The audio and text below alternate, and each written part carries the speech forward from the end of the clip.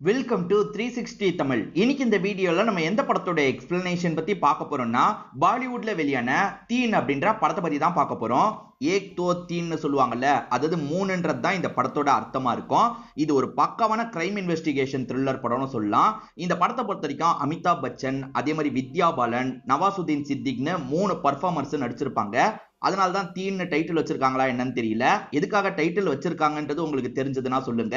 இந்த கதையை கேட்டு முடிச்சுட்டு எதனால தீன்னு டைட்டில் வச்சிருக்காங்கன்றது புரிஞ்சா சொல்லுங்க. இந்த கதையோட பிளாட்டை நான் சொல்றேன். அது என்னன்னா, அமிதாப் பச்சனை பொறுத்த வரைக்கும் ஒரு பேத்தி இருப்பாங்க.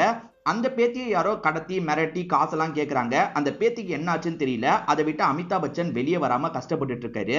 8 வருஷம் கழிச்சு அதே மாதிரி வேற ஒரு கடத்தல் நடக்குது. இந்த கடத்தலை பண்றது யாரு, அதே நபர் தான் பண்றானான்ற மாதிரி போலீஸுங்க விசாரிக்கிறாங்க. முடிவுல என்ன நடந்ததுன்னு சொல்றதுதான் மீதி கதை. நீங்க எதிர்பார்க்காத நிறைய ட்விஸ்ட் அண்ட் டர்ன்ஸ் இந்த கதையில வச்சிருப்பாங்க. கண்டிப்பா உங்களுக்கு பிடிக்கும்னு நம்புறேன்.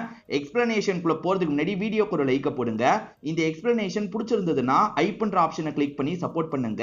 மேற்கொண்டு பேசி டைம் வேஸ்ட் பண்ணாம நம்ம நேரடியா எக்ஸ்பிளனேஷனுக்குள்ள போயிடலாம். படத்தோட ஸ்டார்டிங் சீனே நைட்டு நடக்கிற மாதிரி ஒரு விஷயத்தை காட்டுறாங்க.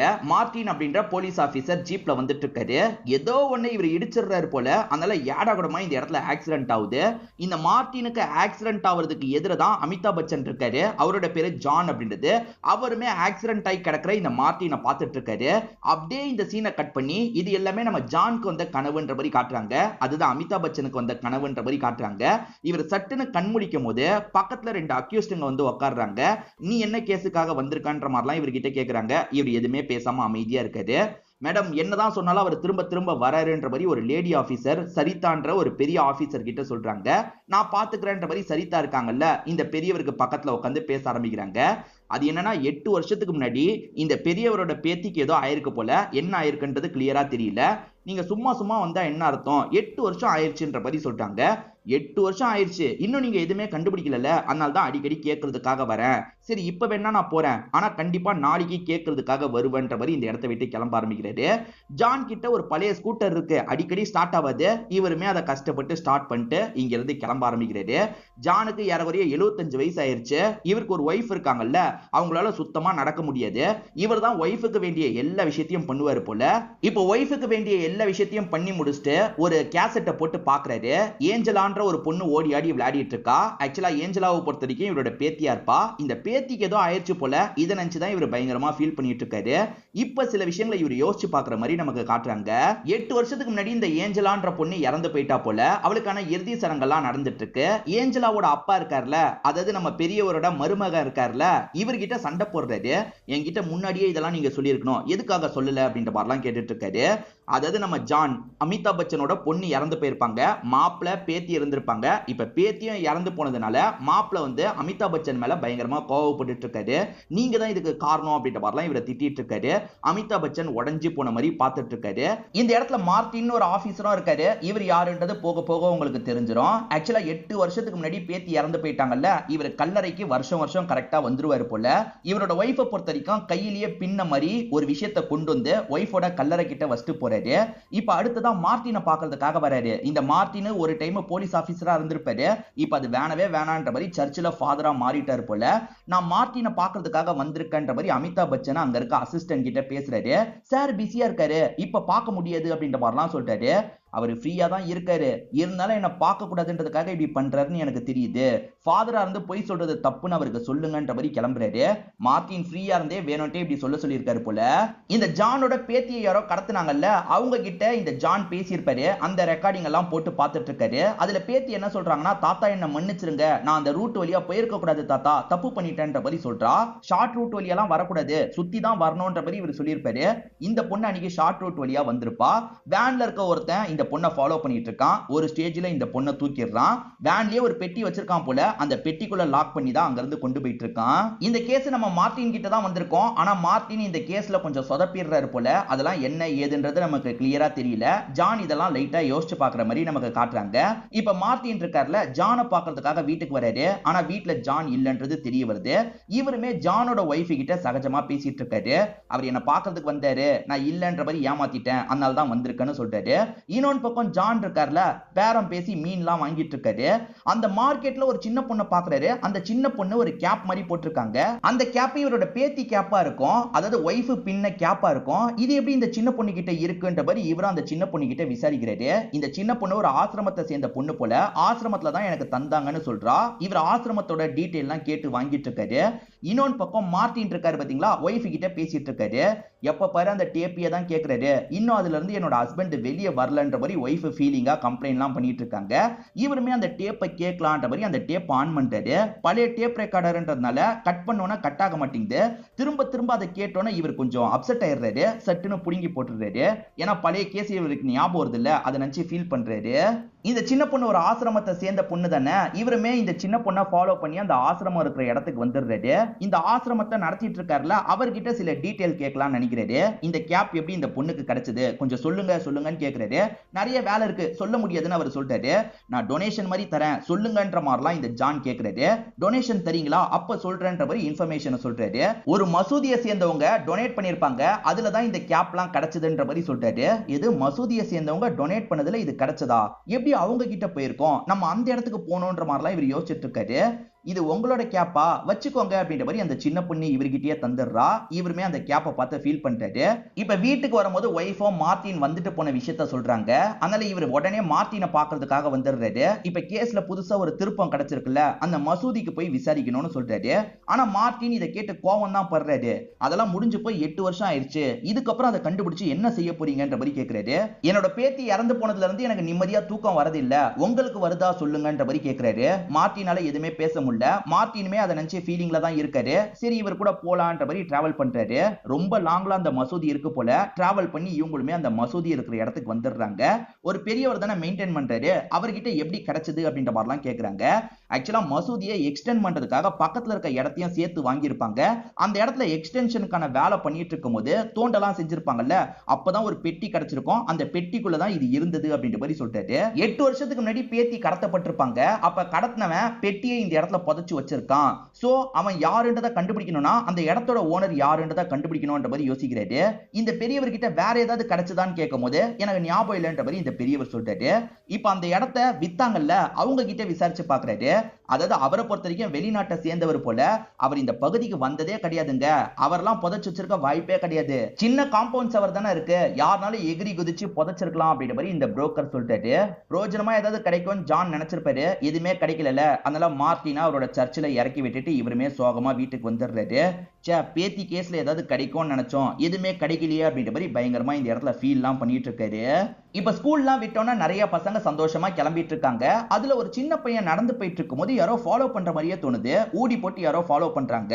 இதை தெரிஞ்சுக்கிட்ட இந்த சின்ன பையன் இருக்கான் பாத்தீங்களா, வேகமா இங்க இருந்து ஓட ஆரம்பிச்சிடறான். ஒரு ஸ்டேஜ்ல வீட்டுக்குள்ளேயும் நல்லபடியா வந்துடுறான். இவனோட தாத்தாவை நமக்கு காட்டுறாங்க. இவர் பேரு மனோகர் அப்படின்றது. மனோகரம் பேரம் கூட சந்தோஷமா விளையாடுறாரு. இந்த பேரன் பேரு ரோனி அப்படின்றது. ரோனி இங்கே விளையாடணும், எங்கேயும் போகக்கூடாது அப்படின்ற மாதிரி பேரங்கிட்ட சொல்லிட்டு அடிக்கிற போனை எடுக்கிறதுக்காக இவர் வராரு. எடுத்து பேசலான்னு பார்த்தா யாருமே எதிர் சைடு பேசல. யார் கால் பண்ணாங்கன்னு தெரியலையேன்ற மாதிரி யோசிக்கிறாரு. இப்ப பேரன் ரோனியை பார்க்கலான்னு கீழே இறங்கி வந்தா அந்த இடத்துல ரோனி காணாம போயிருக்கான். அப்படியே கட் பண்ணா ஒரு மர்ம நபர் ரோனியை தூக்கி இருக்காருன்ற மாதிரி நமக்கு காட்டுறாங்க. ஏற்கனவே சரிதான்ற ஒரு லேடி ஆபீசரை காமிச்சாங்கல்ல, அவங்க கிட்ட தான் இந்த கேஸ் வந்திருக்கும். இப்ப சரிதாவும் விசாரிக்கிறதுக்காக வந்துடுறாங்க. கிட்னாப்பிங்கா தான் இருக்கும், ரான்சம் கேட்டு கால் பண்ண வாய்ப்பு இருக்குன்ற மாதிரி அதுக்கேத்த செட்டப்லாம் இங்க பண்றாங்க. அதாவது கால் பண்ணா ட்ரேஸ் பண்ணோம்ல, அதுக்கேத்த செட்டப்லாம் பண்றாங்க. இவருமே போன் கால் வந்தது எடுக்கலாம்னு நினைக்கிறதுக்குள்ள பேரனை யாரோ தூக்கிட்டாங்க அப்படின்ற மாதிரி நடந்த எல்லா விஷயத்தையும் இந்த இடத்துல சொல்லிட்டு இருக்காரு. இப்ப ஜான் இருக்காருல, திரும்ப திரும்ப அந்த பெரியவர்கிட்ட பேசுறதுக்காக வராரு. பெட்டியில கேப்பை தாண்டி வேற என்ன இருந்ததுன்னு கேக்குறாரு. சார் சில பொருள் இருந்தது, ஆனா என்ன பொருள்னு எனக்கு ஞாபகம் இல்ல சார், மறந்து போயிருச்சு அப்படின்ற மாதிரிலாம் இந்த பெரியவர் சொல்லிட்டு இருக்காரு. இப்ப அப்படியே கட் பண்ணி மார்ட்டினை நமக்கு காட்டுறாங்க. மார்ட்டினை பார்த்து பேசுறதுக்காக சரிதா வந்திருக்காங்க.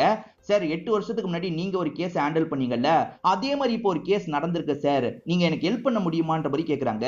என்ன சொல்ற அப்படின்ற மாதிரி மார்ட்டினோ இந்த இடத்துல ஆச்சரியப்படுறாரு.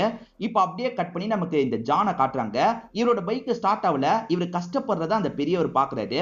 இப்ப சில டூல்ஸ் எல்லாம் எடுத்து தராரு. அந்த டூல்ஸ் மூலியமா ஜான் இருக்கார்ல வண்டியை ரிப்பேர் பண்ணிடுறாரு. நன்றின்ட்டு கிளம்பலாம்னு நினைக்கும் போது இப்ப இந்த பெரியவருக்கு ஒன்னு ஸ்ட்ரைக் ஆகுது போல. சார் அந்த பெட்டியில வேற என்ன இருந்ததுன்னு கேட்டீங்கல்ல, இந்த பெண்ணு கூட அந்த பெட்டியில இருந்தது சார் அப்படின்ற மாதிரி ஒரு பெண் எடுத்து நீட்டுறாரு.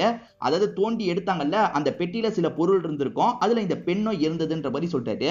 மேபி இது கில்லரோட பெண்ணா கூட இருக்கலாம்ன்ற மாதிரி ஜான் இருக்கார்ல, இந்த பெண் எனக்கு வேணும்ன்ற மாதிரி இந்த பெரியவர்கிட்ட இருந்து வாங்கிக்கிறாரு. ஆக்சுவலா மார்ட்டின் நான் வரமாட்டேன்னு சொல்லியிருப்பாரு. இப்ப வந்திருக்கார்ல, இதை நினைச்சு இந்த இடத்துல சரிதாவும் சந்தோஷப்படுறாங்க. திடீர்னு பார்த்தா மனோகரோட பொண்ணுக்கு உடம்பு முடியாம போயிருது. அதாவது ரோனியோட அம்மாக்கு உடம்பு முடியாம போயிருது. என்ன ஏதுன்னு விசாரிச்சா அவங்க ஆர்ட்ல ஏற்கனவே ப்ராப்ளம் இருக்கு போல. சரி சரி நீங்க கவலைப்படாம ரெஸ்ட் எடுங்கன்ற மாதிரி இவங்க சமாதானப்படுத்துறாங்க. எப்பனாலும் கால் வரலான்ற மாதிரி வெயிட் பண்ணிட்டு இருக்காங்க. இந்த மனோகர் கீழே இருக்கிற ஒரு இடத்துல உட்காந்துட்டு இருக்காரு. இவருக்கு போன் வருது. போனை செக் பண்ணா போன் காலே வரல. வேற ஒரு போன் அடிக்கிற மாதிரி சவுண்ட் கேட்கறதுனால ஊஞ்சல் கிட்ட செக் பண்ணா ஊஞ்சலுக்கு அடியில ஒரு போன் இருக்கு. அந்த போன்ல யாரோ இவரை மிரட்டுற மாதிரி பேசுறாங்க. யார் பேசுறாங்க அப்படின்றது இப்போதைக்கு நமக்கு தெரியல. இன்னொன்று பக்கம் ஜானை காட்டுறாங்க. ஜான் இந்த பெண் மூலியமா ஏதாவது கண்டுபிடிக்க முடியுமான்னு யோசிக்கிறாரு. பெண்ல ஒரு லோகோ இருக்கு. அந்த லோகோவை இவருமே பிரிண்ட் மாதிரி பண்ணிக்கிறாரு. இந்த லோகோ எதோட லோகோன்ற மாதிரி நெட்ல சர்ச் பண்ணி பார்த்துட்டு இருக்காரு. ரோனியை ஒரு நபர் கடத்தினாரு பாத்தீங்களா, அந்த மர்ம நபர் ஒரு போன் பூத்ல இருந்து தான் கால் பண்றாரு. கைரேகை படக்கூடாதுன்றதுக்காக கிளவுஸ் எல்லாம் யூஸ் பண்ணி தான் இவங்களுக்கு கால் பண்றாரு. இவங்களுமே அவங்க கிட்ட பேச்சு கொடுத்துட்டு இருக்காங்க. அவனை பொறுத்த வரைக்கும் எனக்கு நிறைய காசு வேணும், காசை இந்த இடத்துல வைக்கணும்ன்ற மாதிரி நிறைய இன்ஸ்ட்ரக்ஷன் எல்லாம் தந்துட்டு இருக்கான். இவங்களுமே அந்த கால் எங்க இருந்து வருதுன்றத ட்ரேஸ் பண்ணிட்டு இருக்காங்கல்ல. இப்ப லொகேஷன் உங்களுக்கு தெரிஞ்சிருது. உடனே அந்த லொகேஷனுக்கு போனோன்ற மாதிரி சரிதாவும் டீமோஸ் இந்த மாதிரி வேக வேகமா இங்க இருந்து கிளம்ப ஆரம்பிக்கிறாங்க. இன்னொரு பக்கம் ஜான் லோகோவை கண்டுபிடிக்கிறதுக்கு ட்ரை பண்ணிட்டு இருக்காரு. அப்ப அந்த இடத்துக்கு வந்த வைஃப் இருக்காங்கல்ல, எங்க இந்த லோகோவை நான் ஏற்கனவே பார்த்திருக்கேன்னு சொல்றாங்க. எங்க பார்த்தேன்னு கேட்கும்போது, நம்ம மாப்பிளைக்காக ஒரு இடம் வாங்கலாம்னு நம்ம நினைச்சோம்ல, ஒரு ஏஜென்சி கிட்ட பேசிட்டு இருந்தோம்ல, அந்த ஏஜென்சியோட லோகோ இப்படிதான் இருந்தது அப்படின்ற மாதிரி சொல்றாங்க. அதை உறுதிப்படுத்துறதுக்காக இவருமே சில டாக்குமெண்ட் எல்லாம் தேடிட்டு இருக்காரு. ஆனா சட்டுன்னு கிடைக்க மாட்டேங்குது. ஆனா வைஃப் சொல்றது சரிதான், அந்த ஏஜென்சியோட லோகோ இப்படிதான் இருந்ததுன்ற மாதிரி இவர் யோசிக்கிறாரு. நம்ம பேத்தி நம்மளை விட்டுட்டு போய் 8 வருஷம் ஆயிருச்சுங்க, நீங்க தேவையில்லாம உங்க டைமை வேஸ்ட் பண்ணாதீங்கன்ற மாதிரி வைஃப் சொல்றாங்க. இல்ல இல்ல கண்டிப்பா இதுக்கு காரணமானவன நான் விட மாட்டேன் அப்படின்ற மாதிரி இவருமே வைஃப் கிட்ட சொல்லிட்டு இங்க இருந்து கிளம்ப ஆரம்பிக்கிறாரு. அந்த மர்ம நபர் கால் பண்ணா பாத்தீங்களா, அந்த போன் பூத்துக்கு சரிதாவும் டீமோஸ் இந்த மாதிரி வந்துடுறாங்க. அந்த இடத்துல ஏதாவது ஃபிங்கர் பிரிண்ட் கிடைக்குமான்ற மாதிரி இவங்க செக் பண்ணி பார்த்துட்டு இருக்காங்க. அந்த இடத்துல சிகரெட்டை யூஸ் பண்ணி போட்ட மாதிரி இருக்கு. இதை எடுத்துக்கலாம், இதுல கூட ஃபிங்கர் பிரிண்ட் கிடைக்கிறதுக்கான வாய்ப்பு இருக்கு, கில்லர் யூஸ் பண்ணதா இருக்க வாய்ப்பு இருக்கு அப்படின்ற மாதிரி இவங்களுமே எடுத்து ஸ்டோர் பண்ணி வச்சுக்கிறாங்க. இப்ப ஜான் இருக்காரு பாத்தீங்களா, அந்த ஏஜென்சியை சேர்ந்த ஒருத்தர் கிட்ட பேசுறதுக்காக வராரு. பெண்ணை காமிச்சு விசாரிக்கிறாரு. ஏஜென்சியை சேர்ந்தவர் என்ன சொல்றாருன்னா, 10 வருஷத்துக்கு முன்னாடி எங்களோட ஆபீஸ்ல வேலை பார்க்குற எல்லாருக்குமே கிஃப்ட் மாதிரி தந்தோம், எல்லாருக்குமே இதே மாதிரி பெண்ணை கிஃப்ட் மாதிரி தந்தோம் அப்படின்ற மாதிரி சொல்றாரு. இப்ப மர்ம நபர் இருக்கான்ல, ரோனியை லாக் பண்ணி கொண்டு போயிட்டு இருக்கான். போலீஸ் ஜீப் வருது. இந்த ரோனின்ற பையன் வேற கத்திக்கிட்டே இருக்கான். ஐயோ போலீஸ்க்கு கேட்டக்கூடாதுன்ற மாதிரி இந்த மர்ம நபர் யோசிச்சுட்டு இருக்கான். இப்ப போலீஸ் ஜீப் தாண்டி போயிருது. இவன் என்ன பண்றானா, வண்டியை நிறுத்துறான். பெட்டியை ஓபன் பண்ணி அந்த பையனோட வாயில ஒரு பிளாஸ்டரை ஒட்டி அதுக்கப்புறம் அந்த பையனை லாக் பண்றான். சோ இந்த மர்ம நபர் யாருன்றத கிளியரா நமக்கு காட்டல. ஆக்சுவலா அந்த ஏஜென்சியை சேர்ந்தவங்க கவர்மெண்ட் ஆளுங்க கூட கொஞ்சம் டைப்லாம் வச்சிருப்பாங்க. அவங்கள சிலருக்குமே அந்த பெண்ணை தந்திருப்பாங்க. சோ பெண் யாரெல்லாம் வாங்கினாங்கன்ற லிஸ்ட்டை நம்ம வாங்கணும்ன்ற மாதிரி இவருமே விசாரிக்கிறாரு. அந்த லிஸ்ட் எல்லாம் எடுத்து தர முடியாதுன்ற மாதிரி இங்க இருக்கவர் சொல்றாரு. என்ன இவர் தரமாட்டேன்னு சொல்றாரு, என்ன பண்றது அப்படின்ற மாதிரி ஜான் சுத்தி முத்தி பார்க்கும்போது அங்க இருக்க பியூனை பாக்குறாரு. அவர் தான் எல்லாருக்கும் வேலையெல்லாம் முடிச்சு தராரு. அவரை கரெக்ட் பண்ணி டீட்டெயிலா வாங்கலாம்னு இவர் யோசிக்கிறாரு. எனக்கு இந்த டீடைல்லாம் வேணும், எடுத்து தான்ற மாதிரி கேக்குறாரு. இப்ப நைட்டு நேரம் ஒரு ஹோட்டல்ல வச்சு ரெண்டு பேருமே சந்திக்கிறாங்க. நீங்க கேட்ட லிஸ்ட் ரெடி சார் அப்படின்ற மாதிரி தராரு. 100 பேருக்கு மேல இருக்கு. இவருமே சரின்னு வாங்கிக்கிறாரு. இவனுக்கு காசு தரதுக்கு காசு இல்லல, அதனால என்ன பண்றாருன்னா, என் பைக்கை வச்சுக்கோன்ற மாதிரி பைக்கை தந்துடுறாரு. எனக்கு பைக் வாங்கணும்னு ரொம்ப நாள் ஆசை சார், பரவாயில்ல பைக் பழசா இருந்தாலும் நல்லா தான் இருக்குன்ற மாதிரி அவனுமே வாங்கிட்டு போயிடுறான். இப்ப நைட்டு நேரம் வைஃபும் பைக் வந்த மாதிரியே சவுண்ட் கேட்கலையேன்ற மாதிரி சொல்றாங்க. கராஜ்ல விட்டுருக்கேன், ரெடி ஆகிறதுக்கு கொஞ்சம் நாள் ஆகும்ன்ற மாதிரி சமாளிச்சிடுறாரு. இப்ப அவன் 100 பேரோட லிஸ்ட்டை தந்திருக்கான்ல, அதுல நம்ம ஃபில்டர் பண்ணணும்னு யோசிக்கிறாரு. ஏன்னா அதுல சிலர் இப்ப உயிரோட கூட இல்ல, அவங்களா இருக்க வாய்ப்பு இல்ல, அவங்களா இருந்தாலும் எதுவுமே பண்ண முடியாது, ஸ்கிப் பண்ணிட்டு இருக்காரு. இப்ப மத்தவங்க நேம் எல்லாம் ஓரளவுக்கு ஃபில்டர் பண்றாரு. இப்ப ஃபில்டர் பண்ணி ஒரு 20 பேரை தான் வச்சிருக்காரு போல. அந்த 20 பேரோட இந்த மார்ட்டினை பாக்குறதுக்காக வந்திருக்காரு. மார்ட்டின் இந்த மாதிரி நான் விசாரிச்சு கண்டுபிடிச்சிருக்கேன், இந்த 20 பேர்ல யாராவது சம்பந்தப்பட்டிருக்க வாய்ப்பு இருக்குன்ற மாதிரிலாம் சொல்றாரு.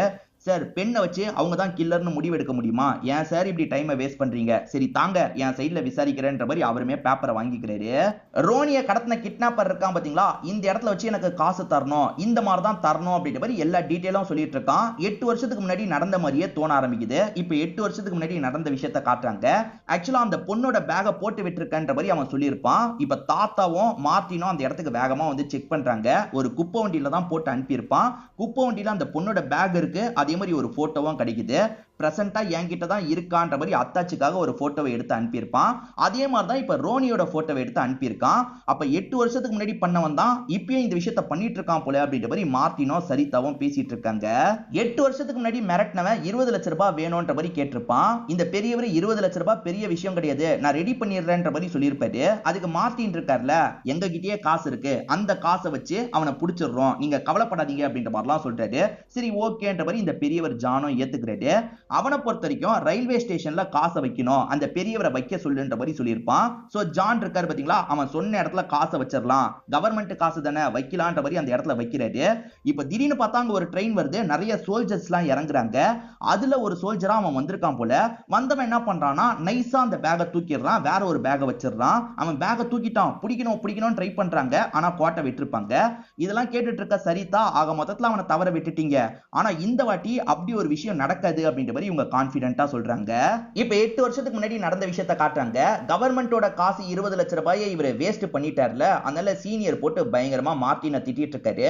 ஆனா இதுலயும் ஒரு நல்ல விஷயம் இருக்கு. இப்ப அந்த காசை அவன் யூஸ் பண்ணானா பிரச்சனையில மாட்டிப்பான். ஏன்னா இவங்க கிட்ட இருக்க சீரியல் நம்பர் எல்லாமே வந்து ஆர்டரா வரும். சோ எங்க அந்த காசு புழக்கத்துக்கு வந்தாலும் மாட்டிப்பான். சோ எப்படியும் மாட்டிப்பான்ற மாதிரி நம்பிக்கையோட மார்ட்டின் வெயிட் பண்றாரு.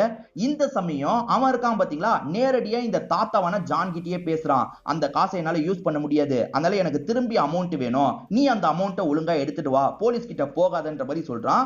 இவருமே காசெல்லாம் எடுத்துட்டு கிளம்பலாம்னு நினைக்கிறாரு. இப்ப அந்த சைடு ஏஞ்சலாவை நமக்கு காட்டுறாங்க.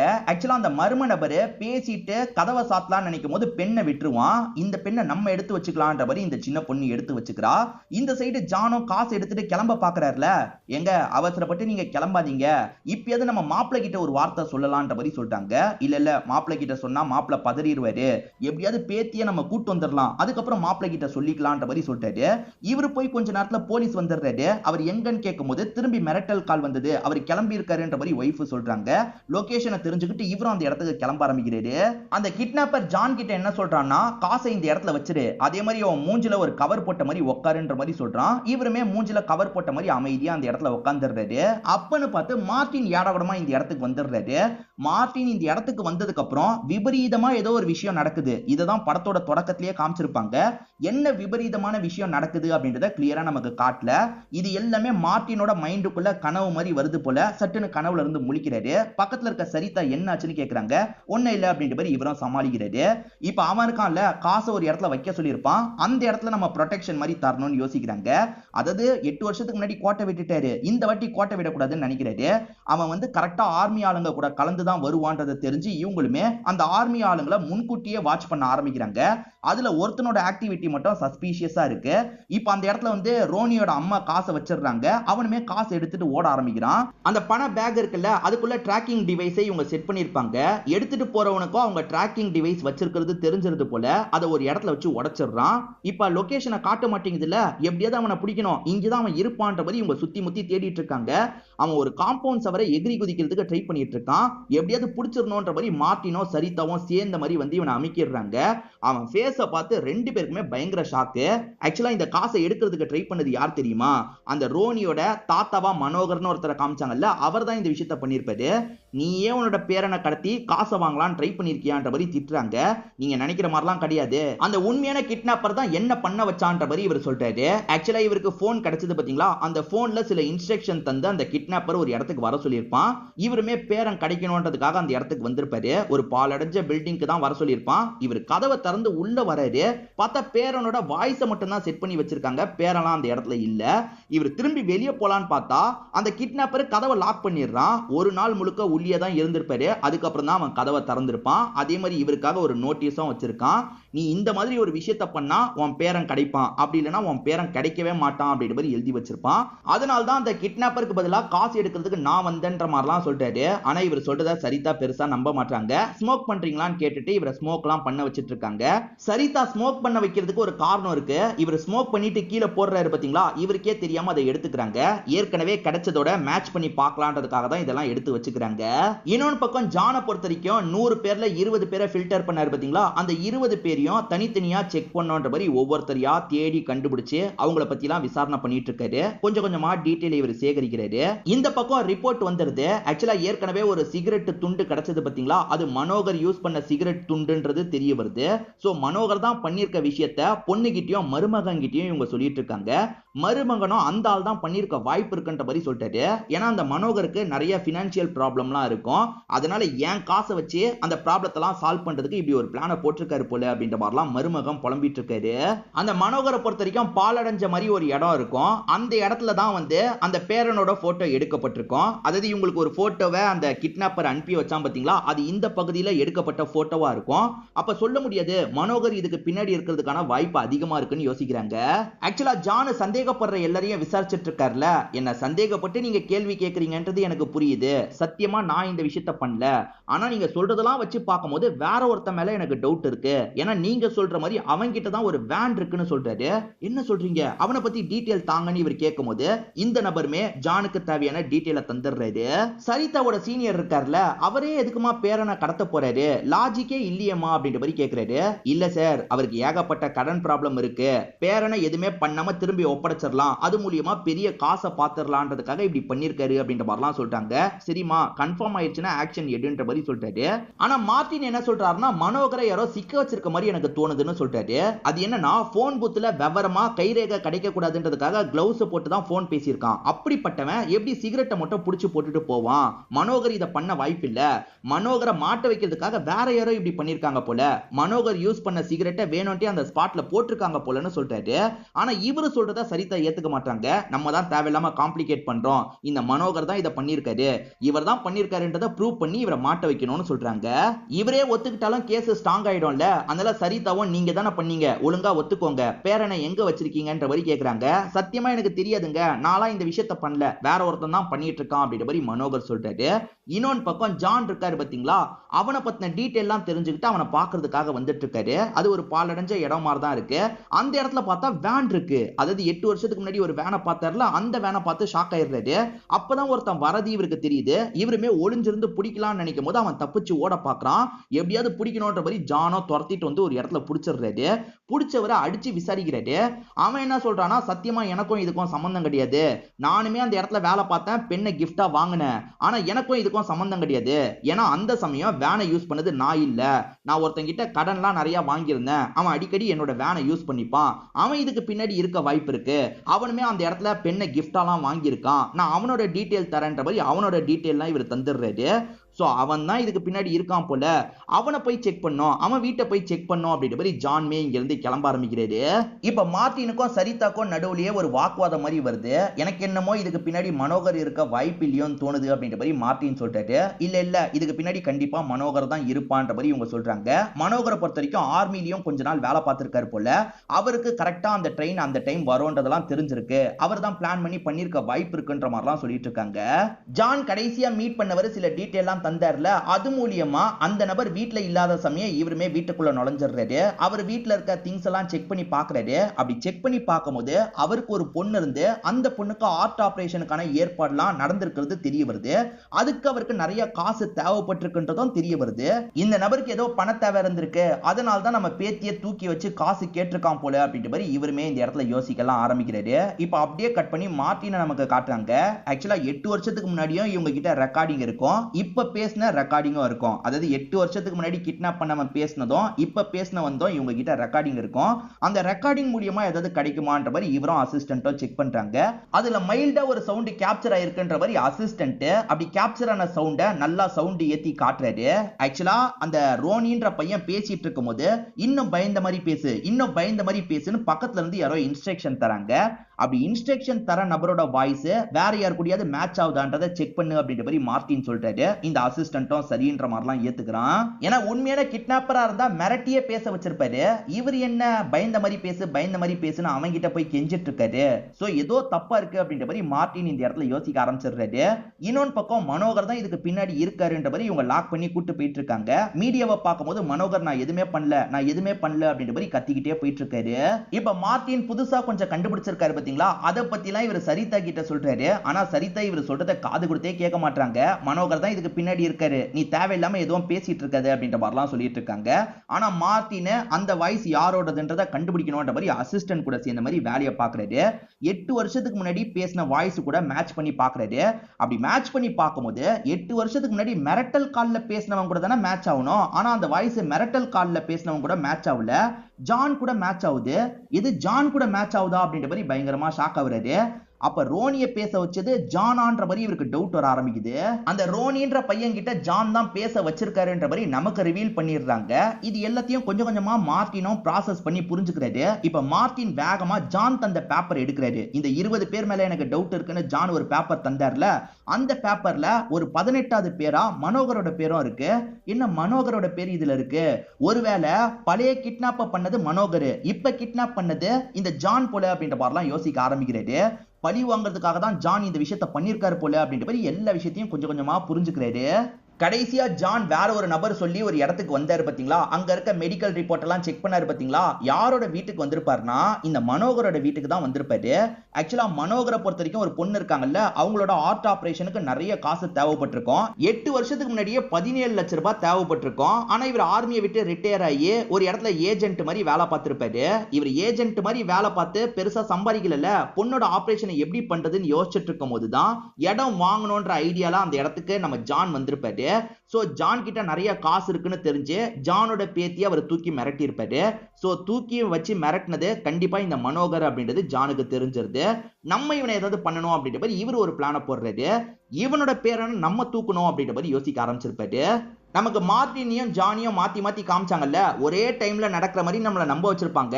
ஆனா சில நாட்கள் கேப் வித்தியாசம் இருக்கும். இப்ப ஜான் தான் இதுக்கு பின்னாடி இருக்காருன்னு மார்ட்டினுக்கு தெரிஞ்சது இல்ல, அவரை ட்ரேஸ் பண்ணி வந்துடுறாரு. பார்த்தா ஜான் அந்த சின்ன பையன் கிட்ட விளையாடிட்டு இருக்காரு.